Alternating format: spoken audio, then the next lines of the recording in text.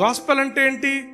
యేసుక్రీస్తును నమ్మినట్లయితే నీ పాపాలకంతటికి క్షమాపణ కలిగింది, అయిపోయింది. యేసుక్రీస్తును నమ్మినట్టయితే నువ్వు నీతిమంతునిగా తీర్చబడ్డావు. ఎన్నటెన్నటికి నువ్వు నీతిమంతునివే. బ్రదర్, నేను ఇప్పుడు ఏదైనా తప్పు చేస్తే, నువ్వు ఇప్పుడు ఒక తప్పు కాదు 100 తప్పులు చేసినా కూడా నువ్వు నీతిమంతునివే. ఏంది బ్రదర్ నువ్వు అట్లా మాట్లాడతావు? కొంచెం కూడా భయం భక్తి లేకుండా ఆలోచిద్దాం. ఒకటి, నీవు ఏ తప్పు చేసినందుకు నువ్వు పాపివైనావు? ఏ తప్పులు చేసినందుకు పాపివైనావు? నువ్వు ఏ తప్పులు చేయలేదు పాపి కావడానికి. నువ్వు పుట్టుకనే పాపి పుట్టుక. అర్థమైందా? You are sinner by birth.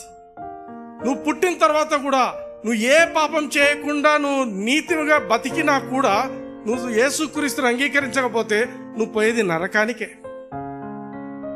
అదే నువ్వు ఎన్నో పాపాలు చేసినా కూడా నువ్వు యేసుక్రీస్తుని అంగీకరిస్తే నువ్వు పరలోకానికి వెళ్తావు. This is the gospel.